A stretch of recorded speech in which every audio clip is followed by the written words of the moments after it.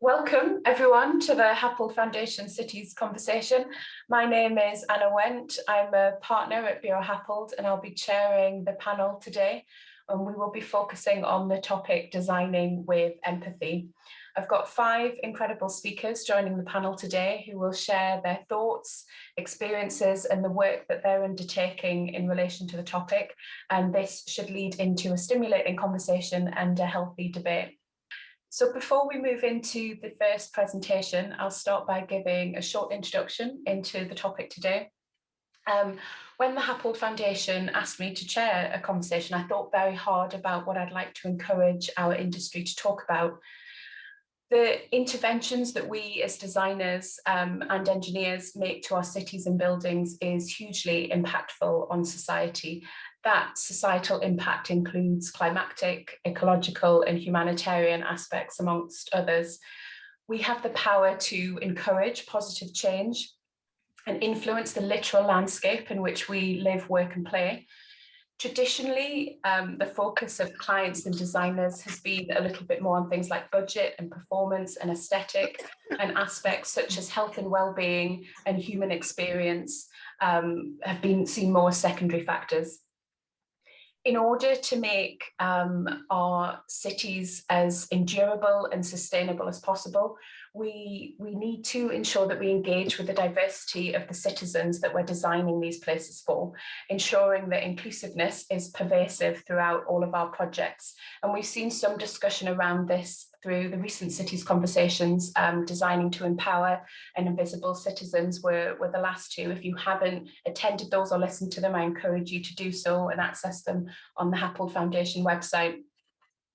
As an engineer, I can draw on a range of highly specialist disciplines, many of which are people-centric, to respond to societal needs. But for all of us as a design community to effectively apply the technical capabilities that we have to the best effect, we must seek to develop a wider understanding and empathize with the characteristics that we don't immediately ourselves identify with, particularly those of marginalized groups. An important question to ask ourselves is the diversity of our communities reflected in the spaces that we inhabit? Is the physical environment around us inclusive of mental and physical disability, race, class, gender identity, or sexual orientation? Are we using every tool in our box to create accessible, safe, and equitable cities that are also responding appropriately to the climatic challenges that we face globally? Also today, we should acknowledge it's the anniversary of George Floyd's death. His untimely death has had a monumental impact on the global response to Black equality, and it's caused all of us to challenge and consider our understanding of racism. It's made us all listen to the Black community and give them a much needed voice in society. Today, we're going to hear from a variety of speakers from different backgrounds. We have architects, engineers, mental health advocates, sustainability consultants, and an environmental psychologist, all of whom have been considering this topic in their own work and establishing thoughts on what we can practically do to improve our approach to design and construction. So without further ado, I will introduce our first speaker. First up, we have Simon Wright, OBE. Simon is a fellow of the Institute of Civil Engineers and is currently an independent advisor working with organisations such as Crossrail and Houses of Parliament. Simon, thank you for being here, and over to you to start us off. Thanks very much, Anna. Can you hear me? Great. So good evening, everyone, and thank you for that introduction. And thank you to the Happel Foundation for organising this event. So as Anna mentioned, I'm a civil engineer, been around a while and spent most of the last 15 years working in the public sector as a client, mostly in UK, but also to some extent overseas. So it's with that perspective that I've approached this subject. I think that designing with empathy is both necessary to get the best outcomes, but it's also just. Human-centered design, i.e. sort of working without ego and really taking the time to listen so that designers can gain insight into their users and their needs in a meaningful way, would seem to be essential. And others will talk much more eloquently than I can about the nuances of that particular issue. But there was a follow-up question that we were asked, and I wanted to address that in particular. And that was, does this go far enough? And my answer is, well, no, I think we can do more than that. And so I wanted to talk about a secondary facet to this subject in parallel, which I think we can do together. So we all know that we're faced with a climate emergency, and if we're going to survive as a global society, then I believe we need to adopt not only human-centered design, but also a one planet-centered design. And I also believe that all designers from every profession have an obligation to be front and center of this unprecedented and urgent challenge. We, after all, I believe, are ideally placed to make the difference. Between us, engineers, architects, landscape architects, designers really of all kinds, we need to envisage, plan, design and deliver against what is probably the greatest human challenge that we face and have faced in our history. And we need to do that in an astonishingly short timescale. And who, one might ask, is better placed than us as a design community to do this? For instance, one of the primary challenges is that 70% of carbon emissions are caused by infrastructure, the making of it and the using of it. And one of the key targets that government have set us is to reduce, in UK that is to reduce carbon emissions by 78% by 2035. The actions to achieve this and other measures are now becoming clearer, I think. We'd all agree that we kind of know what needs to be done. But we now need to move urgently into the implementation phase. The time for talking is over. Many papers are being produced in support of this intent. For instance, government have set out their white paper on energy in December 2020, and the International Energy Agency have set out in their report Net Zero by 2050 and published in May 2021 400 milestones towards decarbonizing the global economy. Plans are being drawn up, agreements are being reached on the approach to be taken. So now is the time to take action. Recently, the International Coalition for Sustainable Infrastructure, which is supported by our own Institution of Civil Engineers, said engineers are uniquely placed to help shape our collective future. And I don't think any of us would probably disagree with that. And they went on to say people also need to feel inspired. If we just take the energy sector alone, it's responsible for 3/4 of greenhouse gas emissions and is therefore probably the key to solving the worst of the climate change crisis. We need to build solar, wind, tidal, renewable energy of all kinds. We need to build storage mechanisms and systems of a much more higher capacity and much more intensively used. We need to build technology to control and manage all of these complex infrastructure systems. We need to move away from the use of private cars, I believe. Even if we all convert to EVs, which would be a good thing, we're still going to have the same congestion as we've got today. We just replace it with a cleaner tailpipe. So we need to move towards promoting walkable cities, active travel and public transport. Who better placed than us to deal with that issue? But achieving net zero can't be achieved without the sustained support and participation of the population as a whole. Behavioral change is also imperative. A huge proportion of emissions are linked to human choices, but people don't like change.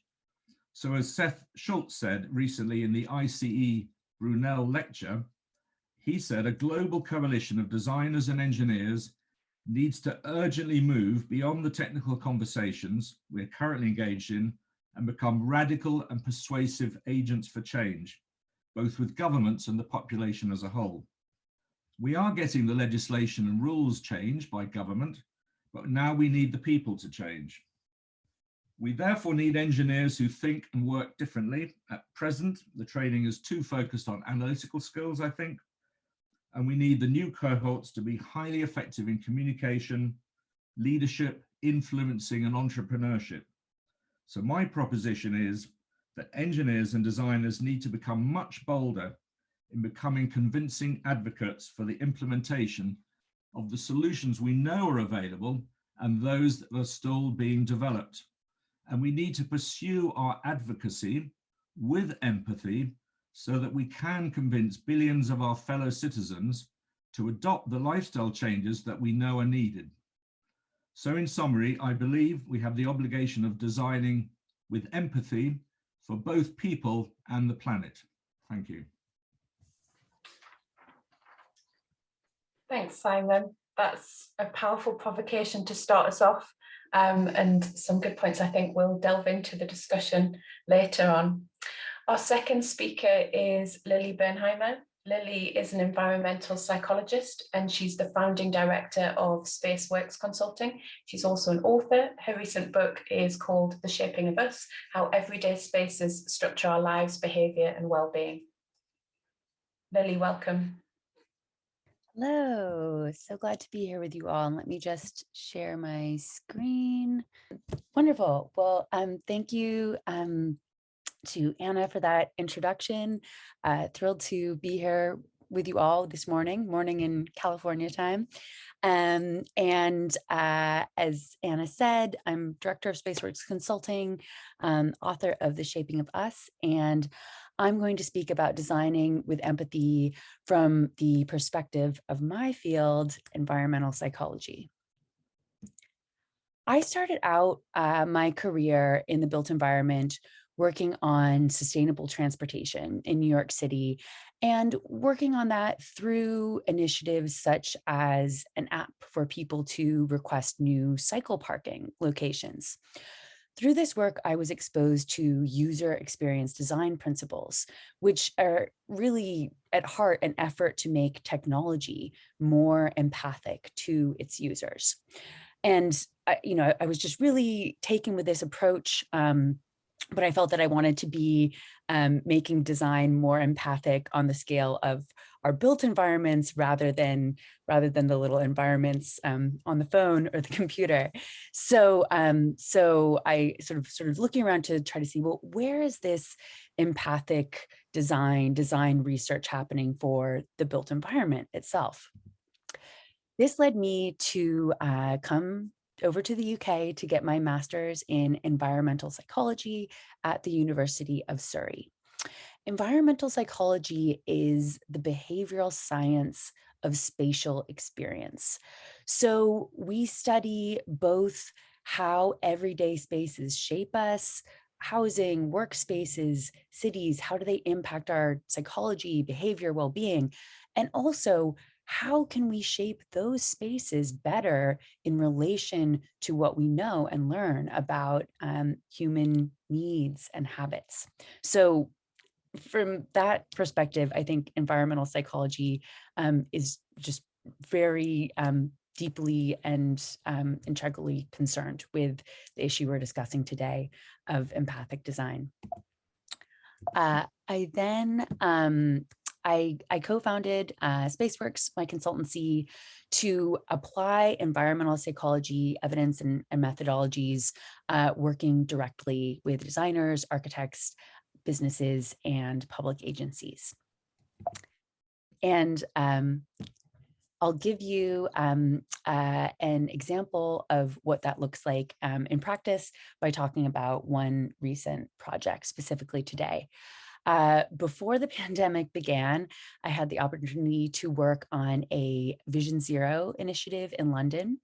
For those who are not aware, Vision Zero is an international campaign to reduce all road-based deaths and serious injuries to zero. And in London, that goal has been set for 2041. So a lot of the work that's going on with Vision Zero is very focused on drivers' behavior.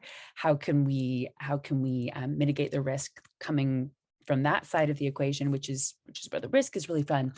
In this specific project, our mandate was actually to try to get a better understanding of pedestrian behavior. What are the forces shaping pedestrian behavior? And then how can we design our streets and intersections to be more responsive to that and to help sort of subtly encourage pedestrians to be more aware and to be safer when crossing the streets. Because if we're going to reach this ambitious goal, we kind of need to think about how we can do that from all sides of the equation. This is an image of one of 15 intersections around London where we studied pedestrian behavior. So the purple lines, each one of those represents a pedestrian crossing movement, and altogether this builds up a picture of pedestrian desire lines at the intersection. This is an example of a space where guard railing has been used to try to control pedestrian behavior. And in addition to creating a space that feels really kind of harsh and not very empathic, the research shows that this is not even often especially effective at enhancing pedestrian safety. Here's an example of one of the other spaces we studied, where instead of guard railing, there happened to be some cycle parking along the edge of the sidewalk here, sort of leading up to the designated marked crossing area. And what we found is that this actually did a really great job of helping to kind of funnel and guide pedestrians to crossing in the safer area, while also, actually enhancing the space with something that's really useful for people at the same time. So we suggested strategically deploying amenities, street cycle parking, street furniture, even plantings or bins in ways that similarly to this could help kind of guide pedestrians to cross in safer places, but also at a bigger level. It's really important for us to be thinking not just about how we can shape pedestrians' behavior, but how we can shape our intersections better in relation to pedestrian desire lines, because when those two things are aligned, that helps encourage people. It makes it the most easy for people to cross in the safest places. And so that is a little example of how environmental psychology can help with this question of empathic design. And yeah, some of this, the project I talked about today specifically isn't in my book because it came about after that, but much more about the big picture of empathic design. Yeah, I will stop sharing my screen now. Thank you, Lily. Really interesting points around behaviour there in design that I hope we can talk a bit more about later as well. Next up, we have Ben. Ben Shannon, he's a director of wellbeing design at the consultancy Echist. He's a leading voice in the industry on designing for happiness and wellbeing, and is author of the book Happy by Design. Welcome, Ben. Hey, Anna, thank you very much for me. Can you hear me okay? Yeah, brilliant. I don't have any slides this evening. I thought really I'd just talk a little bit about why this subject is so important for me, and to do that kind of dip a little bit into my own backstory. So for me, design with empathy is something that's very important personally because of issues I've been through with my own mental health in my past. So when I was in my mid-20s, I was working some pretty crazy hours, pretty much all self-inflicted, I should say. Don't want to blame my employer at the time at all. It was completely my own fault. I was also living in a shared student, well, I say student, it felt like a student house, but a shared young professionals house in South London. And for anyone who has tried to rent property in South London, you'll know that you don't get much house for your money. So it wasn't exactly the nicest or the best looked after house. And yeah, basically just really started having problems with my mental health in terms of just burnout and anxiety, basically. I was lucky enough that I went to see a GP actually about some physical health problems I was having, and she was very astute and realized actually there was something a bit deeper going on here with my mental health. So started asking me questions about whether I'd been suffering with anxiety or things like that. And I very quickly realized that even though it's an issue I'd never thought about in my life, this is something that was really affecting me. So I was very lucky, got to get some help for that, some CBT and mindfulness and all kinds of things that were really helpful to me. And again, if anyone out there is having a difficult time with that stuff, I'm more than happy to have a completely separate conversation about what worked for me. So do feel free to ping me a message. But the reason I wanted to sort of explain about that was that it really sent me down a path then of exploring the relationship between the built environment and our mental health. And both Simon and Lily have already touched upon it, the impact that that the built environment can have on how we feel and both our physical and mental well-being. But I began to realize that obviously the house I've been living in hadn't been particularly playing a very supportive role in my mental well-being. So I was designing homes every day, and in my job as an architect. So I decided to go away and do a bit more research. And I found there was a whole load of amazing stuff out there by these people like Lily, who are doing environmental psychology research. So I started to sort of try and understand the subject better, collate it, and really get my head around that relationship between mental health and architecture. And that is what led me to write Happy by Design. And it's I'm now kind of in the process of working on a follow-up to that. It's something that's become a real passion of mine, and I've been lucky enough to bring it into my job at Eckist. So off the back of that, kind of expanded to look more at physical health as well as designing for mental health. So the ways in which building materials can affect us, things like off-gassing of materials, releasing nasty chemicals into the air, or how buildings can make us more active, make us more sociable, all of these different ideas. And I'm really lucky, as I said, that I now get to do that as my job. But for me, that was always what I was really passionate about as an architect, was basically how can we create better places for people? How can we create places that make people feel better, make them thrive, support the health of them and their loved ones? And for me, that's what designing with empathy is really. It's about trying to create those places that you yourself would want to live in, you yourself would want to work in. I think Rachel Gutter, who is the president of the IWBI, the International World Building Institute, put it really well. She says that our physical and social environments have a greater impact on us, on the state of our health, than our lifestyle and our behaviours, our access to healthcare, or even our genetics. And given that we spend more than 90% of our time indoors, these environments have a profound effect on our health and well-being. So for me, we have a massive responsibility as the designers of buildings and towns and cities to really make sure that we are designing with empathy. We do look after the people who are living there, and hopefully what happened to me doesn't happen to other people quite as much. And Anna mentioned, sadly, obviously the anniversary of George Floyd's death, and I think a really stark example of this inequality, the way that this still plays out in the UK today, is that as a Black person in the UK today, you're nearly 4 times as likely as a white person to have no access to an outdoor garden space in your home or in your building. And yet we know that access to nature, access to outdoor space is so key to physical health and to mental health. We've got data that shows this and proves it to us, but yet it's a massive issue. And to me, that means it suddenly becomes an issue not just about health, but about equality too.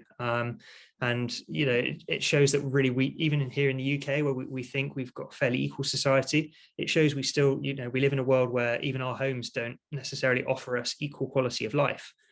And this inequality continues across so many aspects of design, from the amount of physical space we're given to those cheap, harmful materials that are used in a lot of kind of low-end homes at the moment, even now, or the location of homes next to polluted roads, as we saw in the case of Ella Kissy Deborah. Again, really sad story.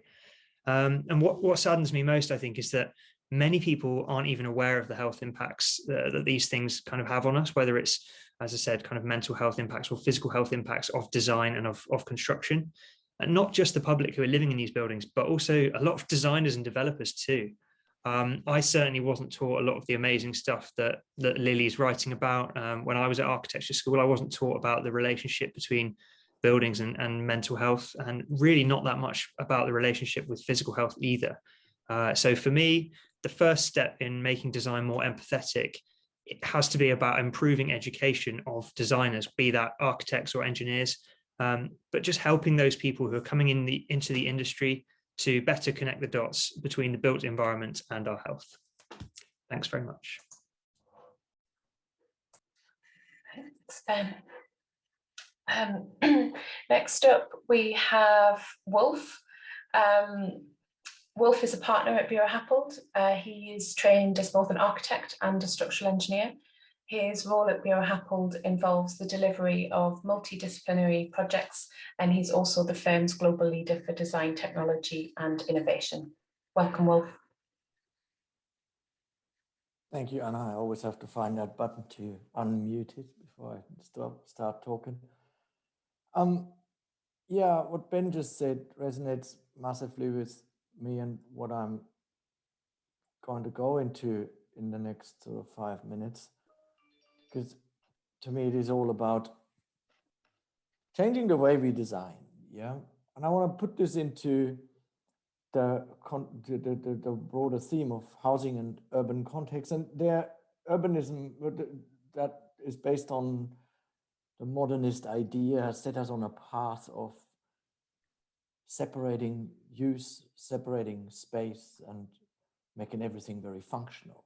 And this functionality, well, found its sort of like peak in East German mass housing, but it's not just an Eastern European thing. Yeah, you go around the corner from where I live in New York, yeah, you find several of those modernist ideas that were prevailing in urban design, and you have that in London, and very often it's disappeared because it hasn't worked. But it's not something that is, I would say, something of the past, an idea of the past. You go to China in particular, and it's all well alive. But yeah, a recent development somewhere in Greenwich in London shows that we actually learned anything. Yeah, is this the space where we actually look at what's good for people? And then at the same time, we somehow, now, okay, you could say this is a veering towards the kitsch, but this is central London, and we somehow instinctively know that these kind of places work, even though at times they're messy and they're not necessarily all that designed in themselves. So the question is, yeah, somehow we come back to Jane Jacobs all the time, yeah, who kind of framed urban design out of the perspective of the human. And for us as designers, this means we, I think, need to reframe the process that we're going about, that we're following in order to get there. Traditionally, we design the bits and then we make it fit around whatever use we have and the people that need to live with it. But I think that's not good enough. Yeah, we need to have quality of life at the heart of our design agenda. And with that, yeah, very well also, I think, the quality or the health of the planet. But those two go hand in hand as far as I can see. Yeah. And they set the performance criteria that we build everything around. We set those into the context that we have for it, that provides the boundary conditions, and the outcome is the urban design, the bits, the pieces, the spaces, the buildings, the infrastructure that we are creating. And so rather than starting from the pieces that we design, we start from the boundary conditions and the quality of life criteria that we frame first. But how do we get there? So we developed an idea around outcome-based modeling that combines a few things differently that we are used to. Yeah, very much what we do at the moment is top-down, and it has its advantages. Yeah, it's nicely orderly, and we know what we're dealing with. But we have to give voice to those who we're dealing with and who we're designing for and who will live in the spaces that we're creating.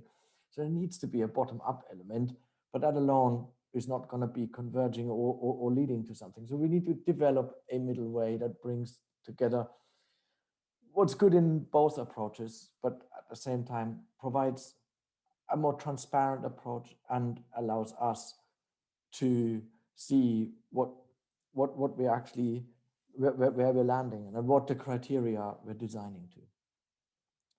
It will allow us then to look at different scenarios and demonstrate what the consequences of our decisions are, because I think we need to. We can't just leave that to chance. We have to be able to demonstrate that whatever we do has different outcomes, and that those outcomes should be tested beforehand and not left to whatever we are then faced with in the end. And that gives us, in my view, a design process that with two opposing ends. I call them normative frameworks. On the one hand, normative framework 2, I call it, the very familiar kind of spaces, flows, data, but the bits that we're building. That's what designers do. Yeah, we build squares and cycle lanes and sports fields and town halls and buildings. But at the other end, there's a much more subjective kind of way. The desires of those and the needs of those, the aspirations of those who we're designing for and who will live in the spaces that we create. Out of those, we can create what I call quality of life, design objectives, and parameters. These are performative goals that we want to achieve. And in between those sits a process of analytics. We are able to analyze all these individual aspects of what we're doing here in such a way that when set in their context, they can connect both sides. And we'll find that this becomes, we're testing this at the moment, a reciprocal kind of way of designing. You can design coming from the outcome side, the performative outcome side. You can design coming from the physical outcome side. And when we bring those two to a match, then we will design the environments that then meet the physical requirements that we have, but also the performative, what I call quality of life parameters that we are trying to achieve, which in my mind are the more important ones. So we end up at spaces like that, rather than the spaces that modernism has sort of implanted in us as ideas of what ideal design may look like. So in my view, we need to refocus what we do on quality of life, and that in the end will actually be achieving the goals that Anna has sort of set us to as the challenge here. Thanks, Wolf. Really interesting take on using data and analytics to help us in that process. Our final speaker of the day is Heidi Creighton. Heidi is an associate principal at Bureau Happel. She's a fellow of the AIA and lead and a Fitwell ambassador. She provides sustainability consulting and wellness strategies at both building and master plan scale. Welcome, Heidi. Thank you, Anna, and thank you for all those wonderful presentations. Hopefully you'll hear a lot of the threads of what you just heard from other speakers and what I'm going to be sharing with you today. And let me just give me 1 second, get my screen shut up and share it. There we go. Okay, so yeah, so since the invention of electricity, our buildings are really becoming very efficient. Really large floor plates, mechanical and lighting systems that began to replace natural ventilation and natural daylighting. And we were really focusing on the wrong things. We were focused on first costs, on the building's active systems, and how many people we could squeeze into our buildings, and really without understanding what the impacts of our design decisions were having on the occupants. And our buildings were literally making us sick. So we're now approaching projects with a focus on people, right? With narrow floor plates, connecting occupants to the outdoors with passive strategies such as upper windows and great access to daylight and views, such as shown in this project here at CMU. But there's so many aspects to consider around human health and well-being, from air quality to thermal comfort to lighting and daylighting to acoustics to views and biophilia and encouraging activity throughout the day. And as Ben said earlier, the average person spends more than 90% of their time indoors, and the impacts of the built environment on our sleep, on our cognitive function, and even our life expectancy is really profound. And there's just so much compelling research out there to make the case for human-centered design and to really support people in all of our wonderful complexity. And, buildings generate nearly 40% of our annual global emissions. And we have a really critical question to ask ourselves. And that question is, who's paying the greatest price for climate change? And the answer is those with the least amount of resources to combat it. Climate change, flooding, heat, wildfires, pandemics, and other shocks and stressors are disproportionately impacting historically marginalized communities. And those communities are more vulnerable to these shocks and at greater risks, and are also less resilient to bounce back from those events. And there's so many things we can do in our industry to address these inequities. And it primarily revolves around decarbonizing our building stock, but also really raising up the voices of those that are not typically involved in the decision-making process. And we really need to understand the impact and the social value of our work. We need to embed equity in all of our projects. We need to amplify the voices of those impacted by climate change, and really ensure that critical investments are first and foremost going to those communities that really need it the most.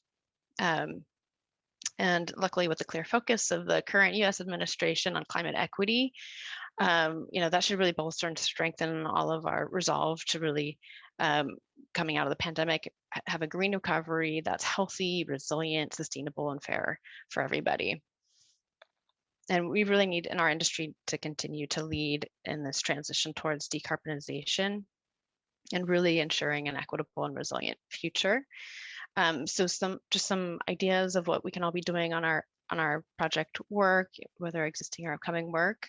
There's so many organizations doing work in this space. Join them and their advocacy efforts. When you're pursuing a project, make sure you're embedding equity in the approach and the team makeup. Hold an equity workshop on your projects. We found those to be extremely helpful and valuable. Really engage stakeholders meaningfully and make sure that you hear those voices and that you listen so that they can voice the needs of the community. And also another important consideration is to specify healthy materials that not only think about the impact of that on the health and well-being of your building users, but also too the communities where those raw materials are being extracted, right? The manufacturing workers that are touching these materials and working with them day in and day out. And then all the way to the end of life, to the firefighters or to the demolition workers who are impacted by our material choices.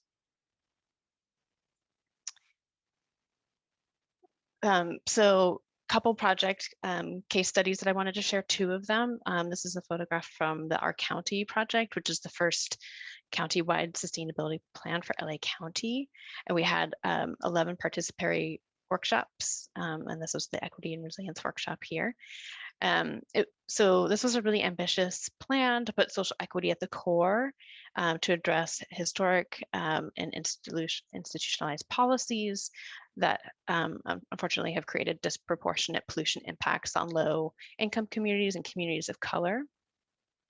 So we developed a really innovative approach to the stakeholder engagement for the organizations representing public, private, and nonprofit sectors.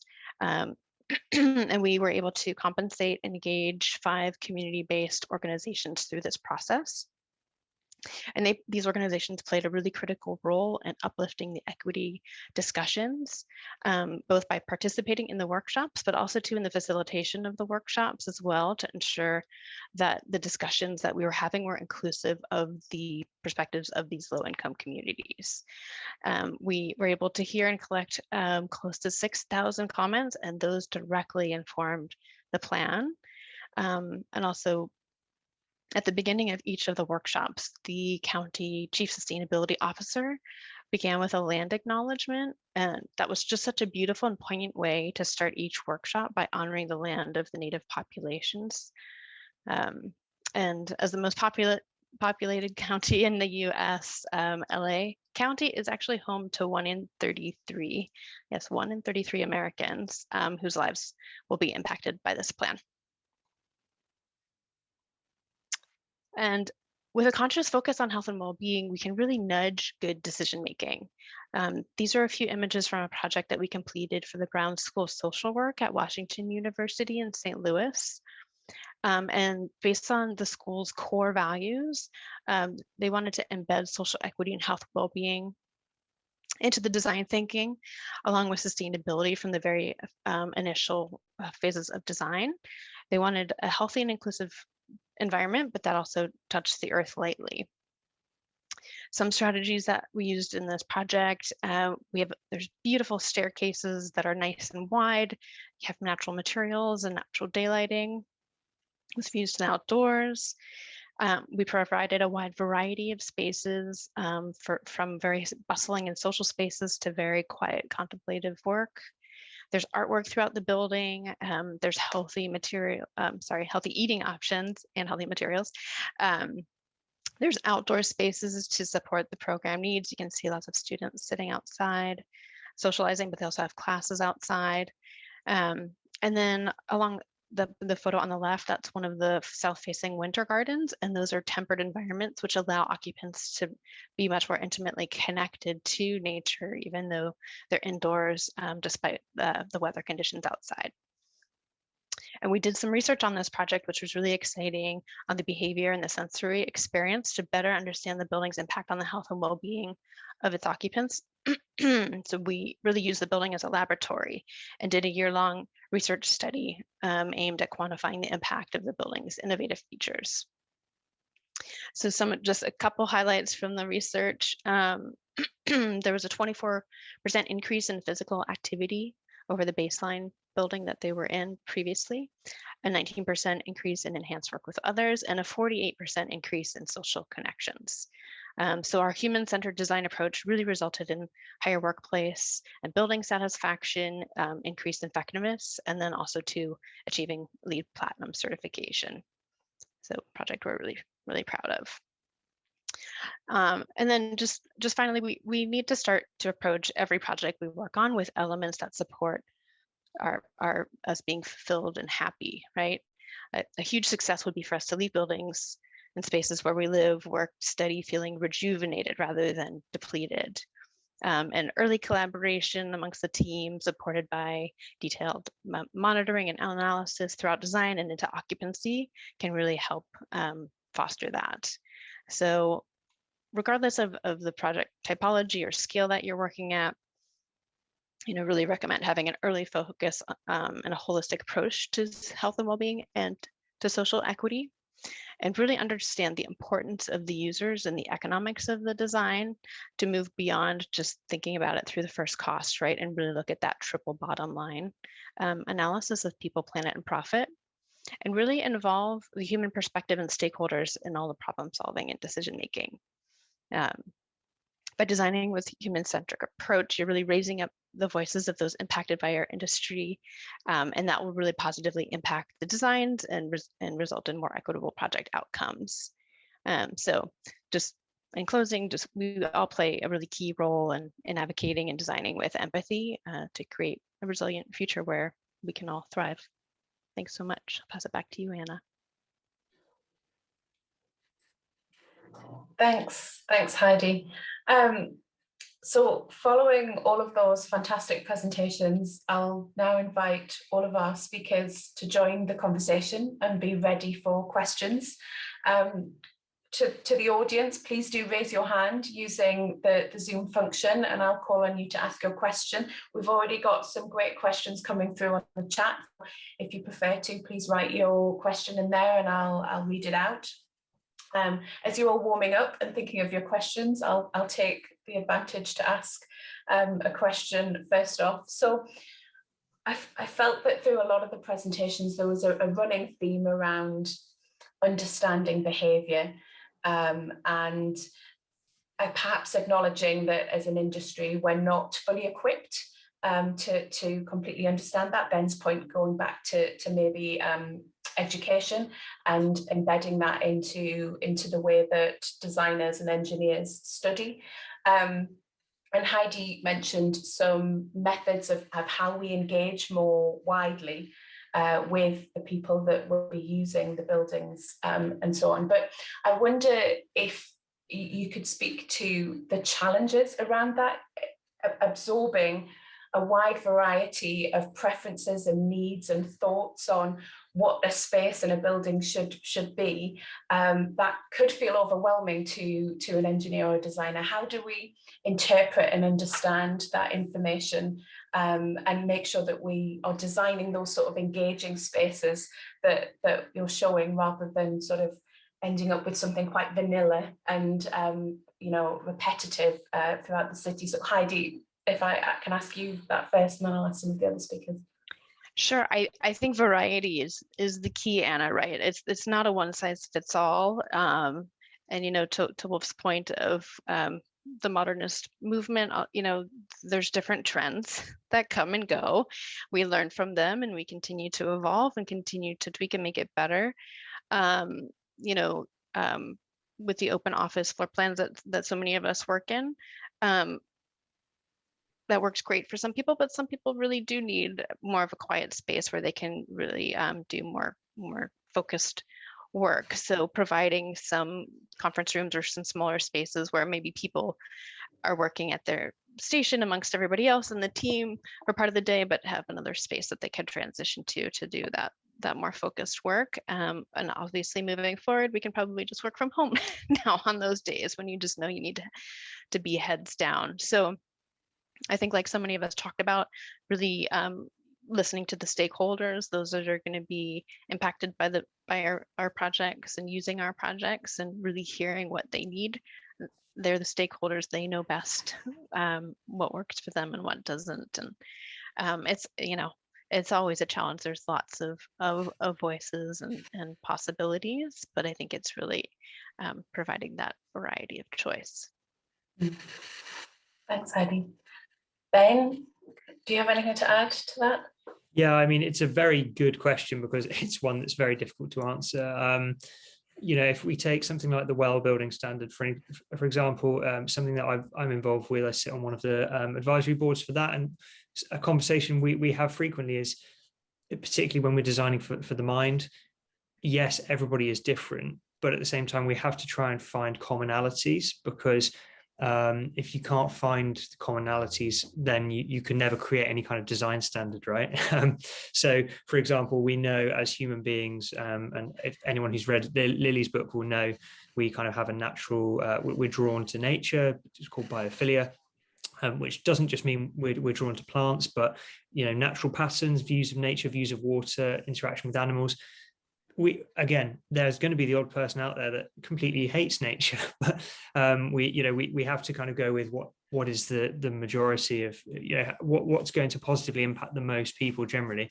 And when you look across most of these things, if we're talking about designing for health, we all have pretty much the same reaction to harmful chemicals in the air or in the water, for example. So there are certain things that we can definitely do.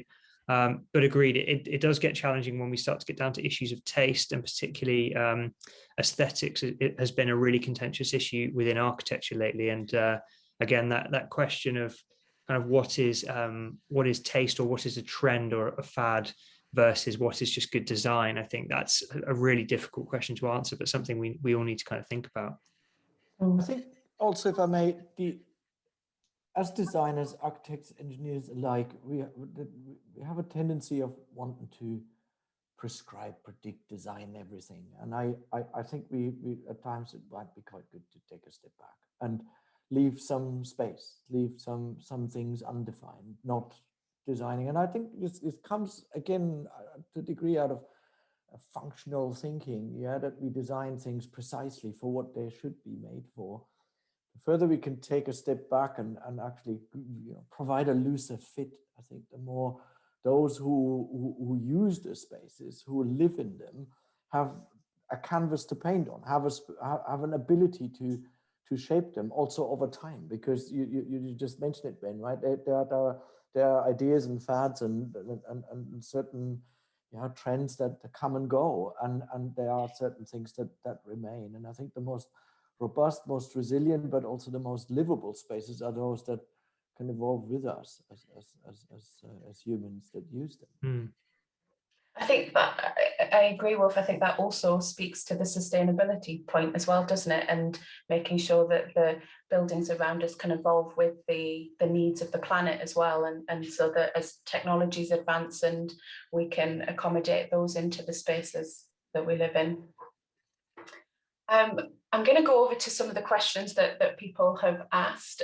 So Andrew Scoons is the first question. He's asked, and I'll put this to you, Simon, I think first. Many people fear that sustainable development will increase inequity in society, i.e. work against empathy. How do we convince them it is not so? Yes, well, fair point. I think actually Heidi went quite a long way towards addressing some of those points. I saw that in the chat, but I think Heidi did make some very good observations around this. But my position is that clearly it's a risk. I mean, there are some imperatives in what we are dealing with, and one is we have to come up with solutions to the climate emergency. We have to figure out what to do, and we have to do that quite quickly. And in doing it, we have to keep sight of social equity and fairness, and ensure that investment is put where it is most needed. So, for instance, there already are government grants for people with homes to improve on the energy saving, on the insulation, and so on. So, and by appropriately targeting investment to communities that have greatest need, you can solve the energy question at a similar pace that you are solving the question of fairness and social leveling up, if you like. That's a terribly overused political phrase these days, but I think we kind of know what it means. So I think there is an opportunity to do both, and clearly we have to do that, because we can't end up with a more unequal society in trying to resolve this question of how we survive the current climate emergency and deal with the carbon emission crisis. We have to do all of those things in parallel, and deal, if you like, in a prioritized way with those societies, those elements of society that have least and are most deprived first. And in a way, if you're dealing with cities, that is almost a natural order to things in any event, because those parts of cities which perhaps have highest densities, where there are fewer gardens that were talked about and fewer opportunities, might be those that can benefit most from that repositioning of flexible buildings, circular economy, more open and green spaces, livable, walkable, public transport served with a low carbon emission or net zero carbon emission delivery. And that's, you know, the way we're going to start to rebalance the economy as well. So I think Heidi's point and your point there about engaging with the users of our cities to help us design. I think, Wolf, you mentioned Jane Jacobs, and I think there's a quote by her around that speaks to the point that cities are for everybody, but the way that will make them be for everybody is if they're designed and created by everybody. Is our design community reflective enough of the cities that we're designing? Do we have enough diversity within the industry to appropriately sort of respond to Jane's point that she made all those years ago? Are we appropriately representative? You know, we have ability to balance that bias, perhaps by that engagement, but what can we do to be better equipped?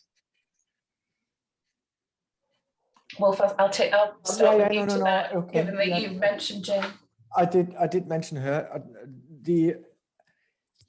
I'm not sure whether it is you can get diversity in the design community and then still have individual outcomes that are so individualistic and non-inclusive that they are diverse if you line them all up next to each other, but not inclusive as such. So I think it is more about the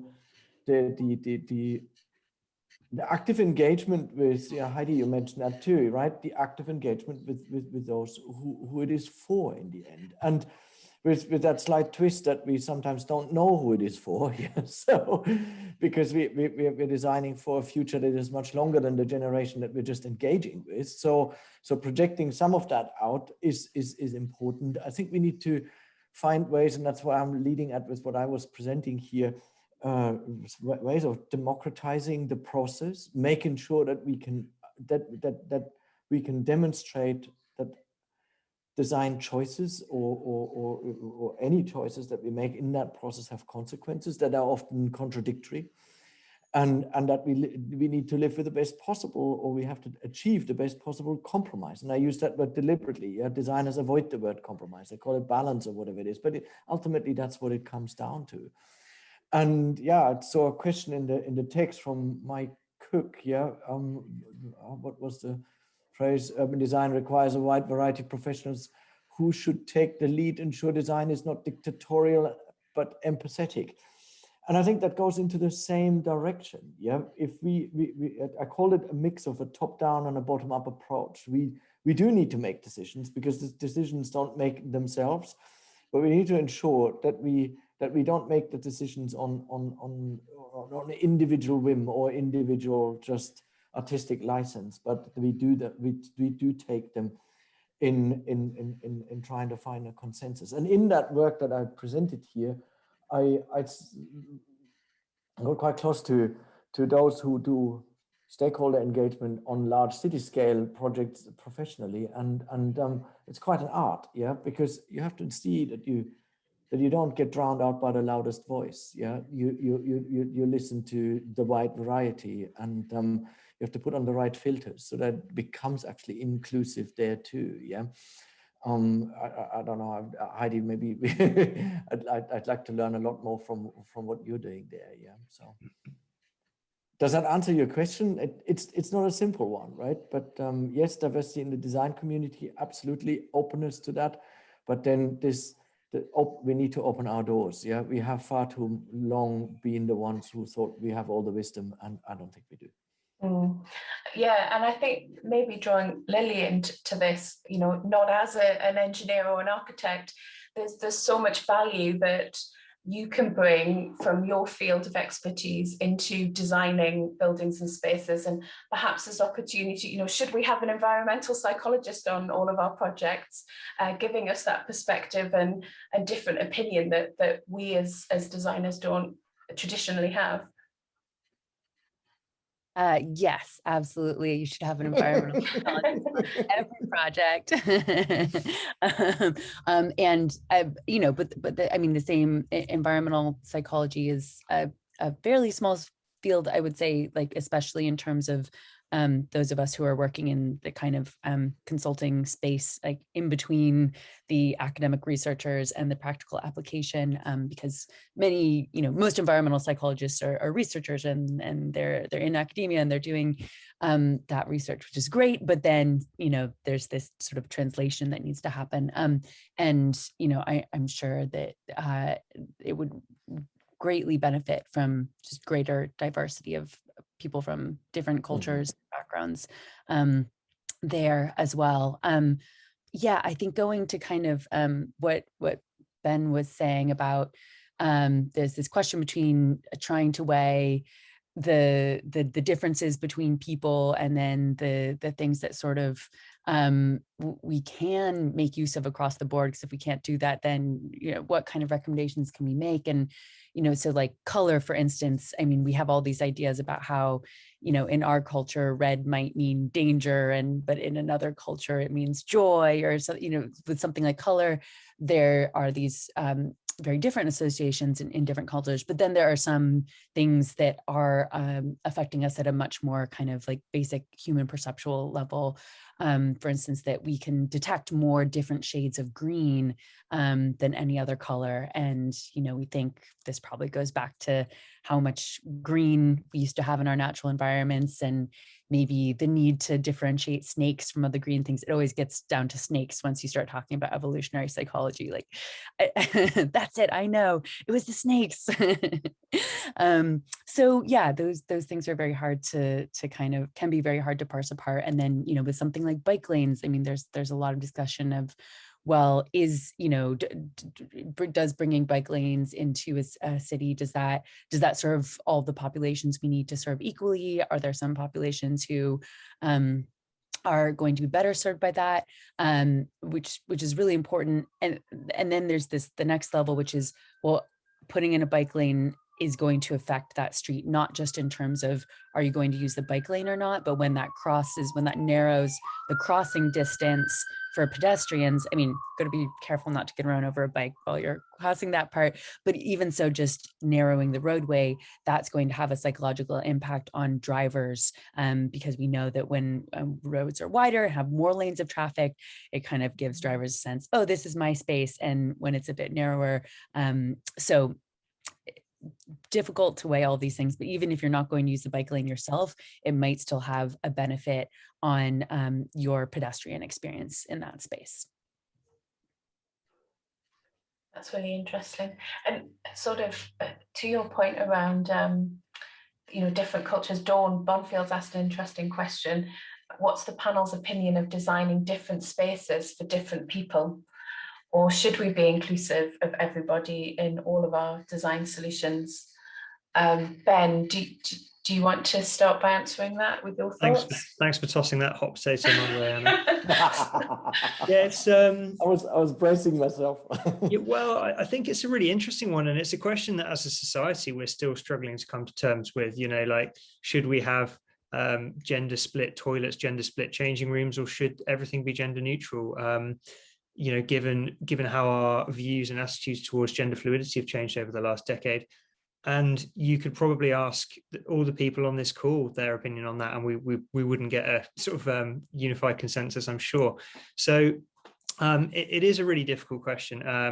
I think, like, ultimately we need to design spaces, as I said, that do try and maximize quality of life for everybody. And a really good way of looking at that, I've always thought, is to do with, like, when we think about accessibility. So how can we design places that someone in a wheelchair can use? And ultimately, when you design a place that's well suited for someone, regardless of accessibility needs, kind of everyone benefits. Actually, it becomes easier for everybody to use. And generally, fortunately, we're in the position in the design community where if you make places more inclusive for everybody, it does tend to have knock-on benefits for everyone. So, for example, we want to make places, if we look back at the events we've had this year with Sarah Everard, yes, the focus might be on let's make streets safer for women, but actually if we make streets safer for women, everyone wins. And I think there's the majority of the time, actually, if you design for the person who is going to, they're the person facing a challenge in that space, generally the knock-on effects are positive for everybody. Yeah, I think that's a really powerful point. The interdependencies and the impact that it has on a wider set of people is hugely beneficial as well. Mike, I'm going to ask if you'd like to unmute and ask your question, because I see it in the chat. I think it's a really interesting one around the power or influence we have as designers. Oh, thank you for shocking me into action. Is that the question I only just posed? In a capital-driven society, that one? Yes, if you'd like to ask that one. That's the one that caught my attention. It was a bit provocative, I suppose, in my speak. Well, it really worries me. I have limited experience of, London and Hong Kong mainly, and the built environment I have had to inhabit, and what's happening around me is driven by the people who have money, land, and power.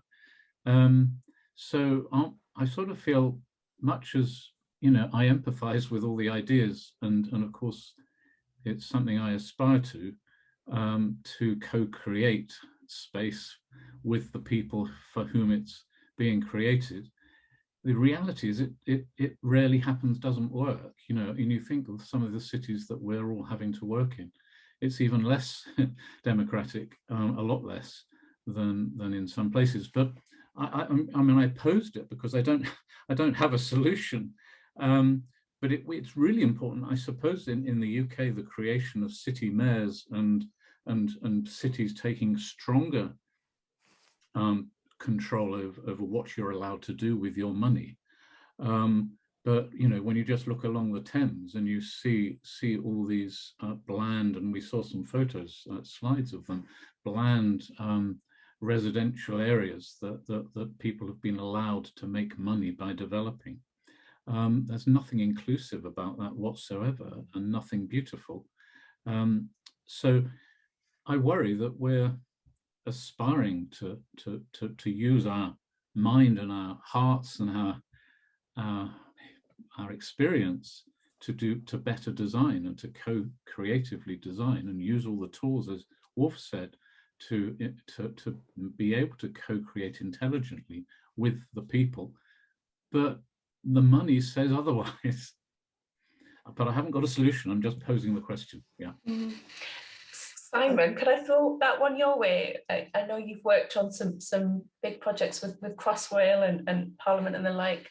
Perhaps you have a... I was thinking when Mike was speaking about, I mean, my experience as a client has been mostly in the public sector recently. So I suppose we've had the fortuitous position of having the money, if you like, the power, but hopefully, you know, we wouldn't have always got it right, but hopefully also having the intent and need and actually gone out to consult very widely and to engage the end users in what we're trying to do. So if you take Olympic Park, which I worked on for 7 years, I think there was a very wide engagement with the community. Of course, there wasn't a community on the park because it was all new, but there was a very wide community surrounding it. And if you ask the community engagement team that was in the ODA at the time and others, including Bureau Hubble, who were very heavily engaged in a lot of what went on, then I think, you know, there was an enormous attempt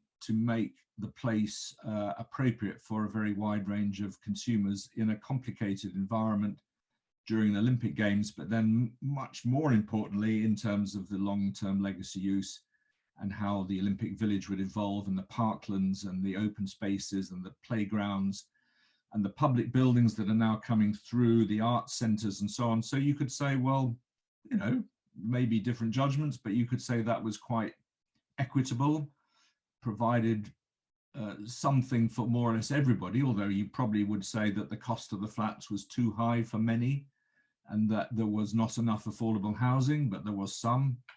But that you might say that's an exception. And I do take the point entirely, Mike, that in the private developer world, it's not like that. And I think that's an absolute shame. And we've got so much poor development that you're right to say, you know, where is the answer lie? The power of the planning, you know, planning authorities have, well, some people think too much power, but on the other hand, in terms of what is allowed to be developed, the atrocious nature of much of our high streets is an embarrassment to many of us who are in the design world as to how on earth we've allowed this to take place. You know, all we can say is, you know, in the future, we have to stand firmer to try to persuade clients, and I have been a client, and I would empathize, if you like, with designers who do this, need to be tougher with their clients to say, we're not going to work on projects that don't take the approach of listening to the end users at the outset, and that we are not going to participate in it. It's a very tough thing to do, because in a hard world, you're a commercial organization, you need to feed the hungry mouths of the staff in the company. But, you know, I don't see any alternative. Like you, I don't have a solution, quite honestly, but we have to, you know, I think we're reaching a crisis point, actually, not just in the climate world, but in every sense, socially, economically, environmentally, you know, where we have to now stand up as professionals and say, we're just not going to do it unless we do it properly. Could I jump in on that very quickly? I think firstly, really interesting point, Simon, about planners. And it's funny, planners do have a lot of power. As someone I worked for 10 years in residential architecture, planners definitely do have a lot of power, but the stuff they have power over, it doesn't relate to any of what we're talking about. They've got power over height and mass and appearance and use. But do they have any power over quality? Not really. They can't really enforce anything around quality, around the health, around the type of materials people are using, all those things we've talked about tonight. So actually, what we're finding is planners are kind of helpless when a developer does come in and say, okay, well, let's sort of build them high and build them cheap and sell them for a load of money. I think one way that we're finding really successful in actually making sure that quality does remain is through things like certification now. So we're getting well certified on a lot of projects that we work on. And funnily enough, was having a conversation with an architect about it this morning, and he was saying, well, a lot of our clients, they want to pursue well-being, but they don't want to go for the certification. And what we find happens there is they start off with great intentions, and maybe empathy is really high up their list of priorities. But as the project goes on, as you've alluded to there, the cost realities sort of sink in, the value engineering happens, the QSs get involved, and all of a sudden that empathy slips down below like lots of other priorities like program and the budget and things like that.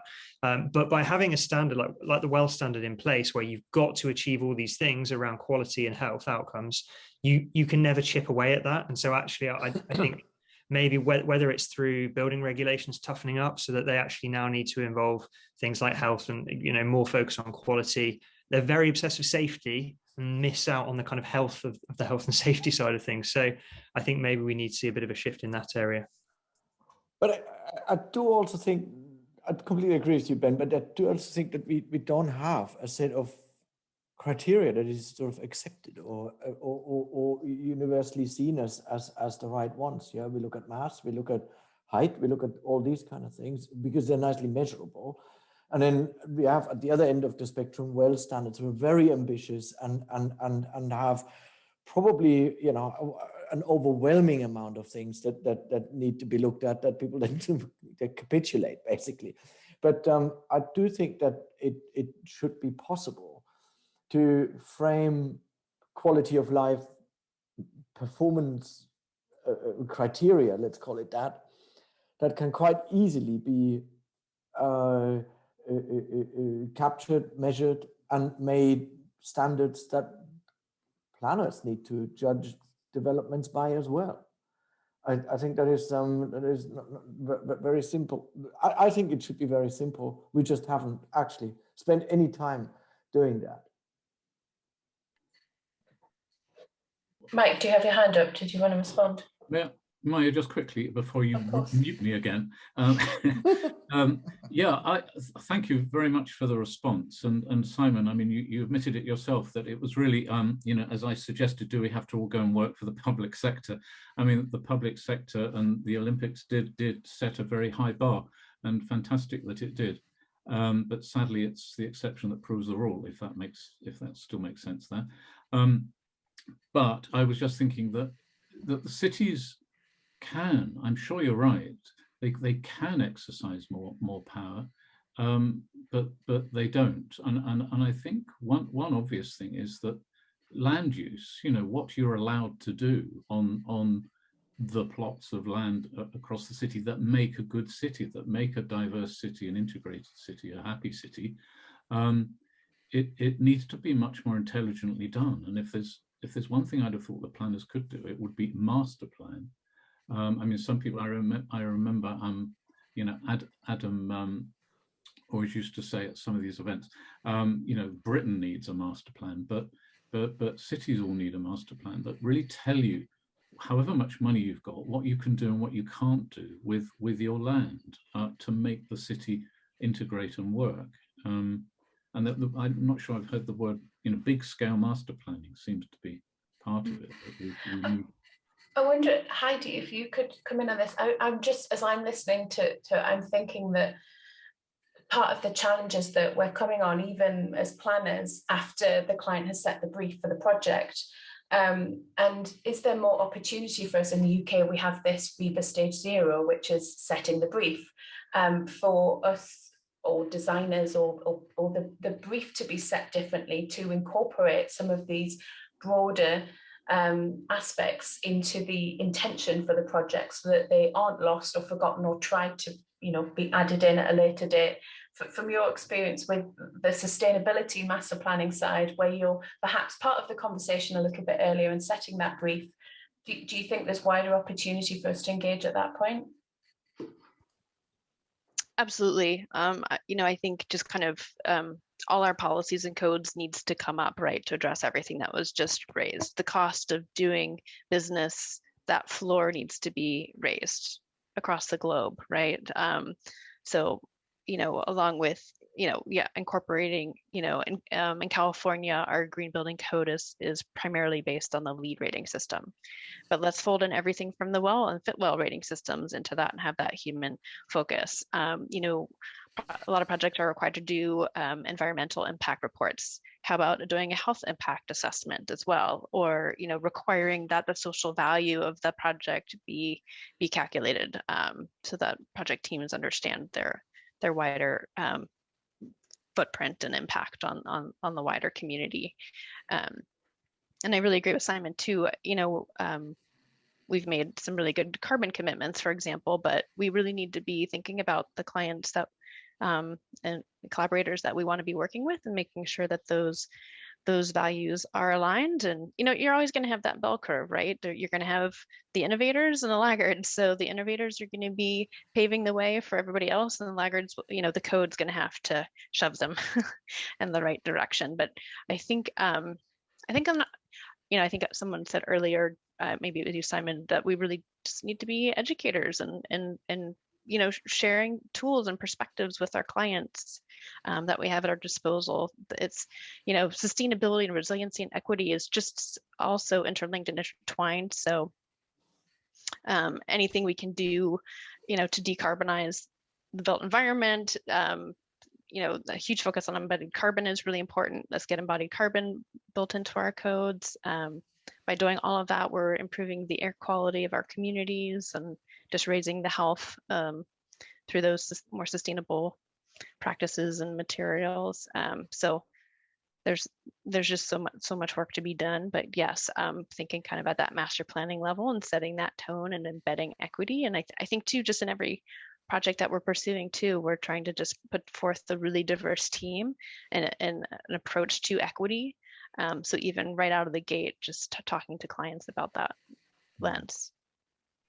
Can I just add, Anna, that I really, as a client and previous client, I really feel designers, design teams should be bolder. I think I would have welcomed it. Maybe, you know, maybe others wouldn't, but I certainly would welcome, you know, that people say, well, it's not in the brief, I'm not going to do it. Well, suggest that it ought to be, the brief can be changed, you know. So I'd really ask or suggest that people sort of push their clients harder and be bolder about suggesting how, you know, obviously, you know, in a collaborative style and all that, but it's suggesting how, you know, the client may not actually understand or be aware or be cognizant of some of these points, and you know, actually welcome the opportunity to be challenged themselves. And I would certainly push people to do more of that. I think the issue we face is we work in such a risk-averse industry, and you know, even Wolf there, when I suggested we integrate some stuff from the WELL standard, Wolf was like, "Oh, the WELL standard is really onerous."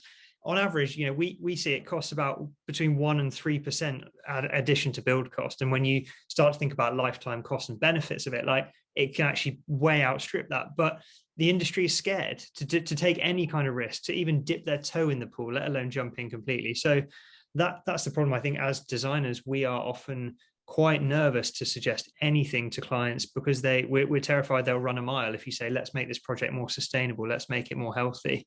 They have a very established way of doing things. I was more referring to the complexity that it's. Yeah. Sorry, Wolf. I wasn't having a dig. No, but you did right. Yeah. So our clients drop that immediately, and because they're scared of things they don't know. Anything that poses a potential additional risk. Yeah. Yeah. Exactly. Mm. Sorry, yeah. Simon. Probably let you come back on that. No, I don't disagree. I mean, as I said, I've been lucky enough to be in an environment where we've actually welcomed, the measure of, sustainability, and we've welcomed social, equity as being part of the way we do things. The public sector have that luxury, if you like, are able to make those balance up those things, and of course you've got to try and stick to the budget, and it's very painful when you don't. Believe me, that's not been fun, but I think there is a license to do the right thing, whereas in the private sector, and I've not worked much or at all as a client in the private sector. Obviously, when I was in Arabs, I worked for the private sector, and I agree with you that we would have been a bit circumspect about suggesting things that are going to add to the cost. But I think you've got to pick your client, as Heidi said, and we've got to jointly, as a profession, as an industry, push people and make the play, and be as I said, be very persuasive advocates. I think we are a little bit hesitant at times, and this debate, is full of incredibly interesting and good ideas about how to do things better and smarter. And are we going to go out there tomorrow and sell that to others in the industry, but also in the client sector, and persuade them, if you like, in every way we possibly can, that we have to do things better? We are on this cusp, really, I do believe, of actually, it's going to be too late before. I don't want to be alarmist and be terribly sort of overly hyped about it, but we are in this moment where we actually got a choice of going down a path where we will have a sustainable future, where people will be healthy and mental health will be cared for, and social inclusion will be put right, or we're going to go in the opposite direction. I do worry that we're not moving fast enough in the direction we'd all want. Lily, I think you just unmuted yourself before, to give you a chance to respond to that. Yes, I was just going to say, responding to what other people have said about sort of there's excitement about things like the well standard, and I see that all the time in my work, where people are really excited to engage and think about how they can be designing more empathically, or these concerns about well-being.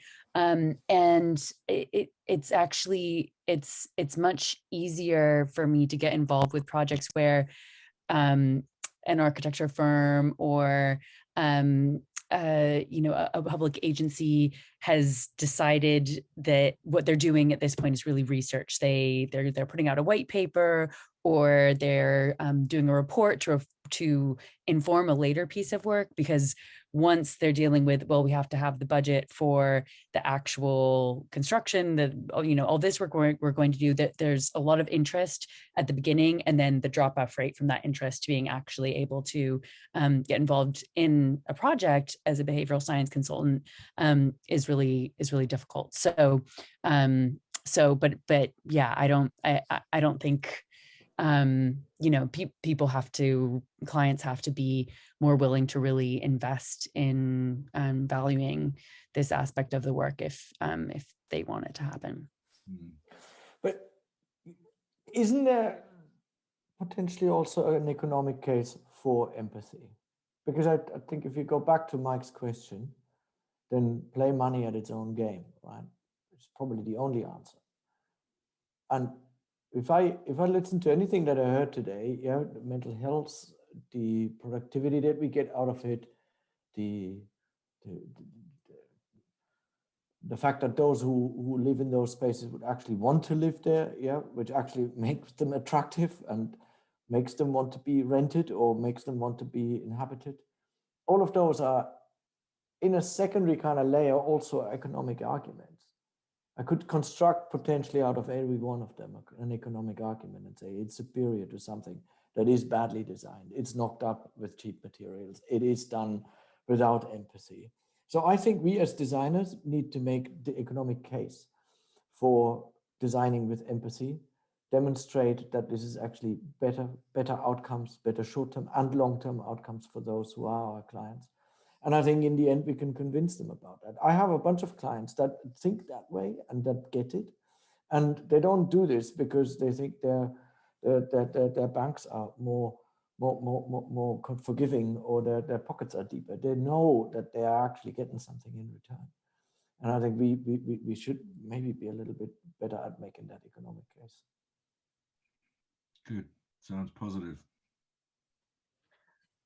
There are so many more questions in the chat that I would love to ask, but we've ran out of time, unfortunately. There's been so much in this, and I think there's a lot for us to reflect on as a design community.